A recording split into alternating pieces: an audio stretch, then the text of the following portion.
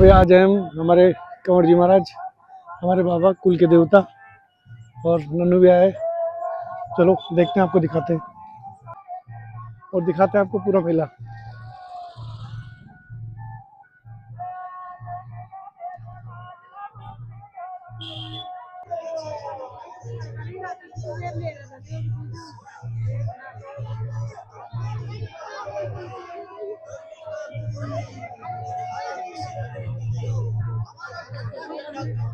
सभी फ्लेवर का सोडा पीजिए, आप क्यों खड़ी दूर है, टाइम के साथ छोड़ा वो इसलिए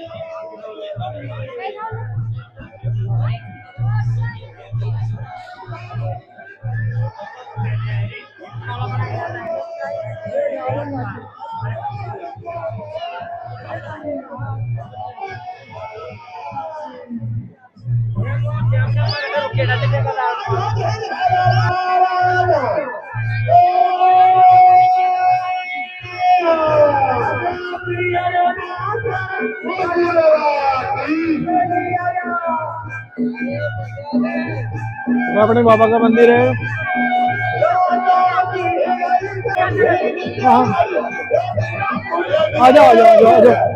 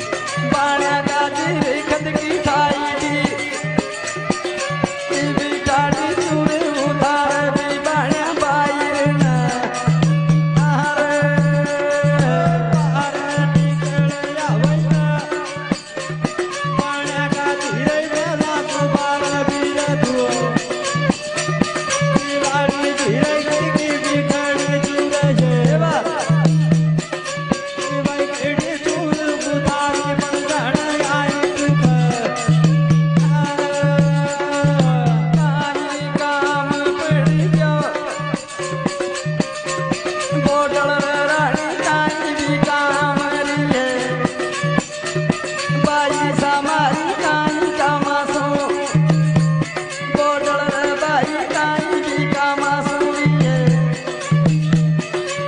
भी का मासूरी भी जन मारे बाई रेना आरे आई रे काम पड़ गया ए बात बोडल रे रानी काई भी का मारी हो पड़ गया छे